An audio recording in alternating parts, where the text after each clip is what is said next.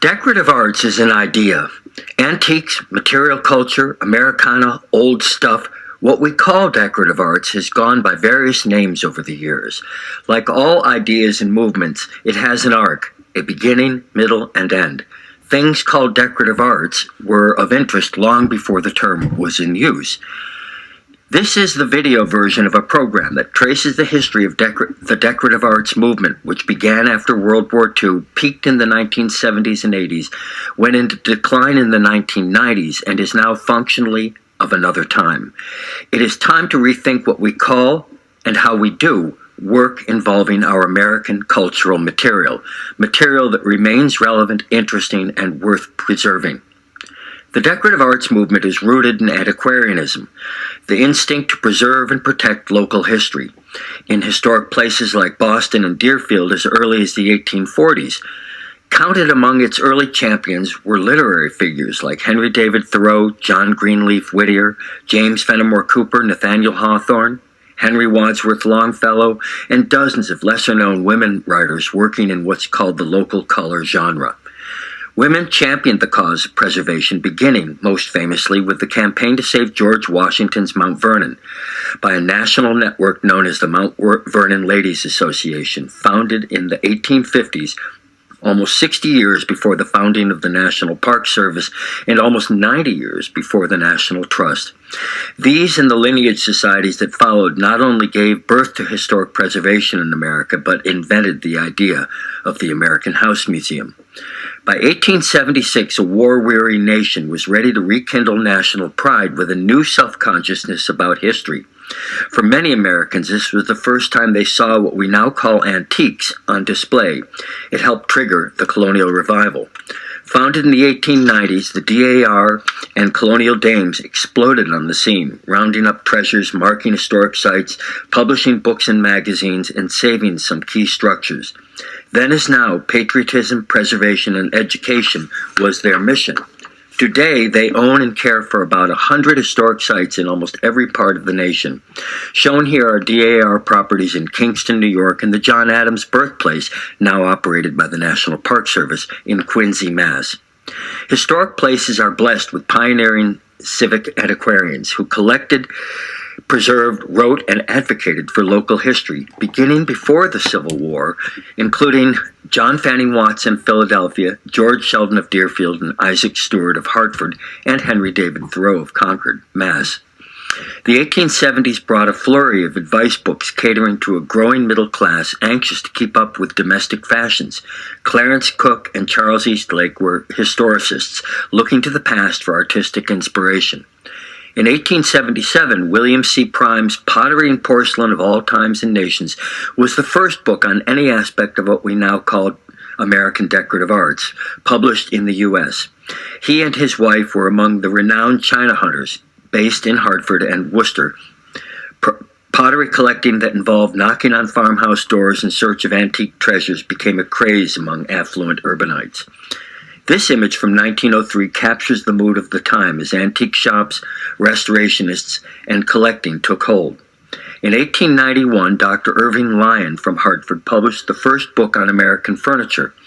The words decorative arts never appears. It was still rooted in antiquarianism and a love of the local, though his scope was wide-ranging. The Walpole Society was founded in Boston in 1909. This was and is a private men's club of collectors and museum scholars. Its membership reads like a who's who of antiques collecting in the early 20th century. Included founders of such institutions as Winterthur, the American Wings at the Met and Brooklyn Museum, Historic Deerfield, and an influential Boston contingent. The Hudson Fulton exhibition at the Metropolitan Museum of Art in 1909 is widely regarded as a milestone and the point where our evolving art museums began to collect and display Americana, colonial art, antique furniture. They did not then call it decorative arts.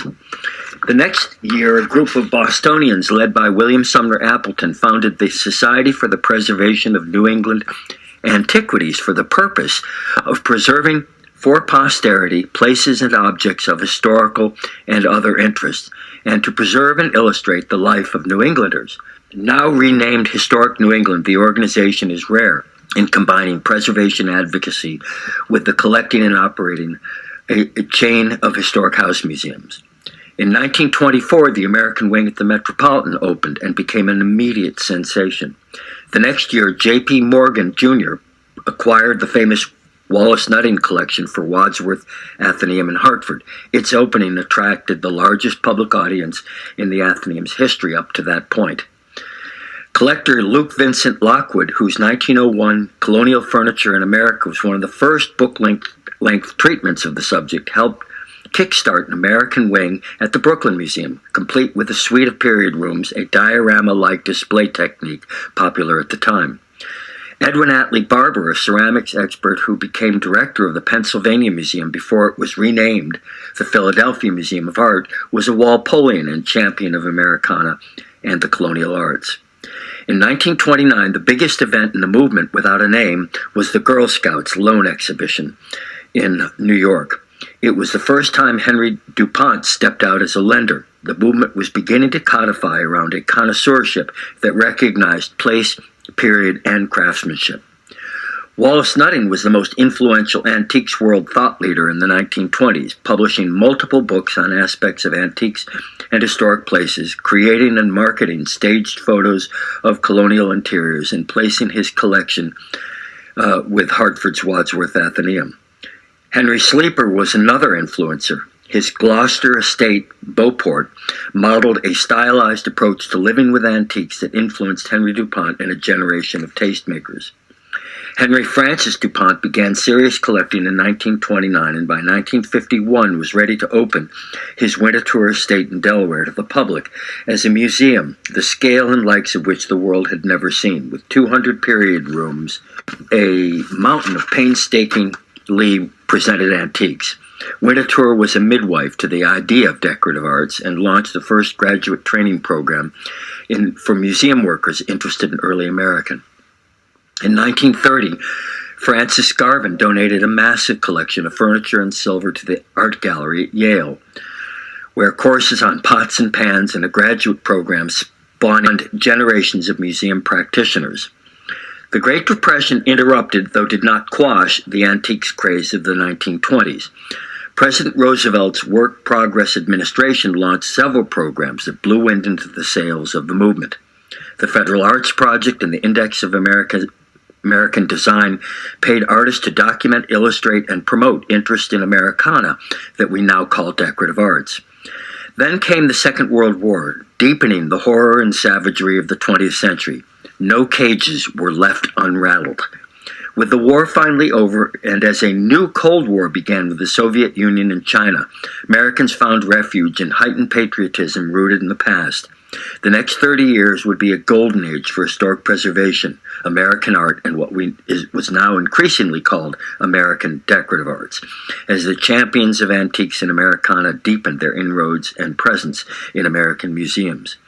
Evidence became overwhelming in the 50s and 60s that Americana and traditional craft had moved to the center of popular culture. Having limped through the Depression, Antiques magazine rebounded in the 50s through 70s with theme issues at the then-new outdoor living history museums in Cooperstown and Sturbridge, Mass. Preservation organizations, mostly founded by women, took off and reshaped the horizons of places like Savannah, Charleston, Philadelphia, and Annapolis. The National Trust was founded in 1948, and by 1966, preservation values were enshrined in law with the National Register up and running. Antiques magazine's staff editor, Barbara Snow, brought a historic preservation focus. The magazine, more than any other in the 50s and 60s, became the diary of the movement. Before and after, pictures of historic districts in places like Annapolis, shown here, excited planners, architects, urbanists, and architectural historians. The movement was truly on fire. Back with antique furniture, a new connoisseurship built around the rallying call of Albert Sachs' famous Good, Better, and Best, armed collectors and museums with information and aspiration. Furniture historian John Kirk brought furniture study to a larger public audience, and dealer Roger Bacon trained a generation to appreciate untouched condition and old paint. This was the age when iconic institutions were formed by ambitious, civic-minded collectors like the Flints, who founded historic Deerfield, and Ima Hogg's Bayou Bend in Houston. The Winter Antique Show in New York was founded in 1953. The Connecticut Antique Show in 1955. Tastemakers like Nina Little in Boston carved out a niche in folk art, portraits by rural artists and painted walls and colorful textiles. Lillian Cogan, Mary Alice, and Catherine Prentice Murphy, three Connecticut-based antique dealers, showed young couples how to live with antiques in old houses they bought and restored. Then the bomb dropped when First Lady Jacqueline Kennedy transformed the White House into a house museum in 1961. It was the biggest news story in the history of this movement. Her televised tour of the White House in 1962 reached a gigantic audience. It's like she was channeling Winter tour guides, even if she'd never actually met one. It was a museological approach that put provenance and authenticity first. Henry DuPont's Winter Tour Museum had opened to the public in 1951. It inspired Mrs. Kennedy, who invited DuPont to join the White House Advisory Committee while his director and resident scholar Charles Montgomery was setting the gold standard for furniture scholarship. In Boston, Abbott Lowell Cummings mentored a rising generation of scholars and blazed a trail with his studies of estate inventories, textiles, and architecture. The restoration and refurnishing of SPNEA's Harrison Gray Otis House was a model of scientific antiquarianism, using inventories and various documentation to create fact-based restorations. Decorative art studies were maturing rapidly. The field crackled with energy, blazing trails into new areas of studies like folk art. Long disparaged by tastemakers, the 19th century came into focus during the 1970s, culminating in a full-on Victorian revival. In Hartford, the Mark Twain House became a model of scholarly restoration. The Crawford Collection at the High Museum in Atlanta became one of the first art museums to focus on Victorian decorative arts. The Margaret Woodbury Strong Museum in Rochester, dubbed the Winter Tour of the 19th century, became the epicenter of 19th century material culture studies. Rural furniture and craft, largely overlooked by the first generation, turned work and rural vernacular in Robert Trent's famous Hearts and Crowns exhibition from 1977. American furniture from New France. Deep dives into periods like the 17th century and MFA Boston's 1982 New England Begins, and the Rococo of the 1850s and 70s at the Met. By 1980, American decorative arts was the biggest thing going on in American art museums, and not just in the East. The Milwaukee Art Center and the Chipstone Foundation in Milwaukee raised the bar through exhibitory publication and education. The Museum of Early Southern Decorative Arts in North Carolina put the arts of the Old South on display with a path-breaking survey program, publications, and summer institute. Bigger and more influential than ever, Antiques Magazine did theme issues on the decorative arts and architecture of various states.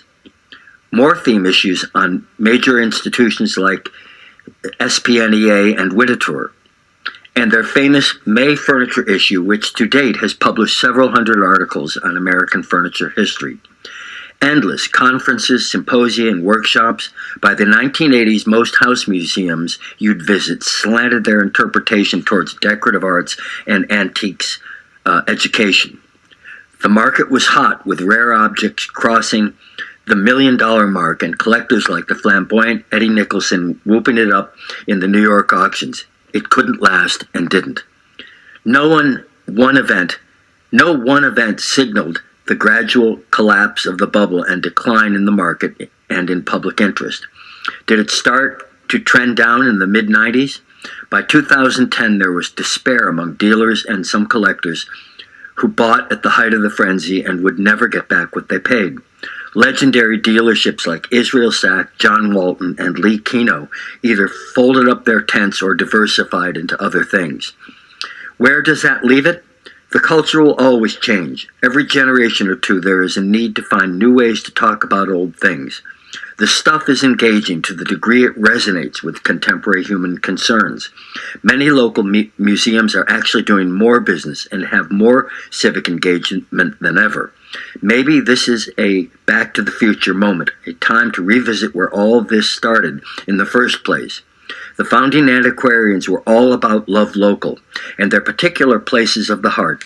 They collected to document the heritage of places they loved. Today, the placemaking and love local are movements on the rise. Where does history and old stuff fit in? Potentially everywhere. To what contemporary human concerns might the cultural material of the past speak? It's interesting that globalization is finally in the crosshairs. We know it swept away the makers' economies of the past. Globalization breeds homogenization, whereas human societies are fundamentally tribal and crave place markers and a rich, distinctive sense of place, past, and community. There is a deep need for civic attachment, and that starts at the local level. The Love Local movement is on fire with locally grown foods, farmers markets, local art, local beer, and even place-based education finding growing public support. Places are doubling down on their treasures and finding ways to program, promote, and engage people with local stuff and stories. Heritage tourism continues to grow as millions of affluent, educated baby boomers retire, travel, and seek authentic experiences in places worth caring about. And as young people reshape places with an eye to keeping it real and authentic. Alas, ongoing culture wars since the 1960s and other factors have decimated the humanities in colleges and universities. Where that's headed is hard to say, but we now have the lowest levels of historical literacy in generations. And while triumphalism, boosterism, and national narratives about government wars and dead white males needed reform, who can deny that the pendulum is way out there today? It's an issue. It's hard to expect young people whose education in civics and history was stunted to grow up passionate about our nation's heritage. Does that matter? How could it not? Don't we need to put the unum back in e pluribus unum? Many yearn for heartfelt attachment to things bigger than ourselves, a way to get from me to we, a sense of gratitude and reverence. I am Bill Hossley, and I believe in the stuff and stories that make us a nation worth caring about. I believe object knowledge is indispensable to museum practice and civic life. It's a whole language unto itself that takes us to aspects of history reached no other way. Knowing my way around old stuff has been a blessing. The learning and discovery never stops. It's time to grapple with the question of what's next for things formerly known as decorative arts.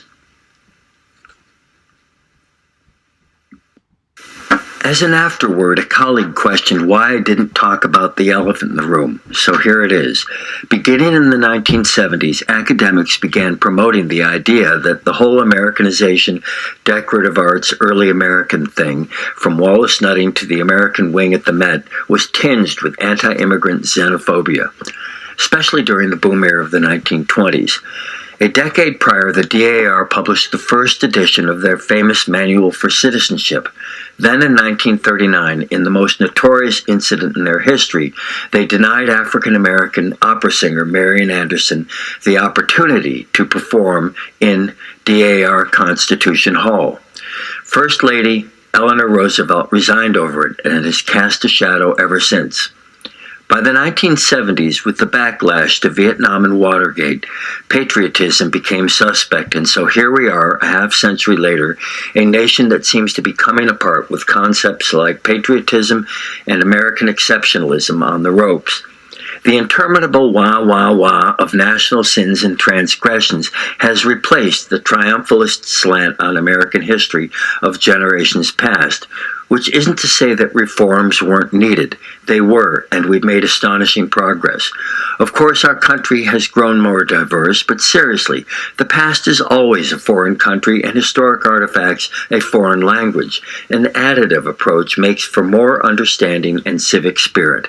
Tossing out the baby of our founding and early history with bathwater soiled because we haven't measured up to our ideals is crazy. America's journey of freedom is always a work in progress. The idea that antiques, decorative arts, Americana, whatever one chooses to call it, should trigger recrimination and guilt by association is ludicrous. So if we wish to rekindle awe, aspiration, and civic attachment, and how could we not, then we've got to make American history matter again, in schools, in our communities, and in our hearts. It's the best way to put the unum back in e pluribus unum. Sure, the discipline of history promotes language skills, critical thinking, and the ability to see things in context. There is no line of work or civic duty where these skills are not required.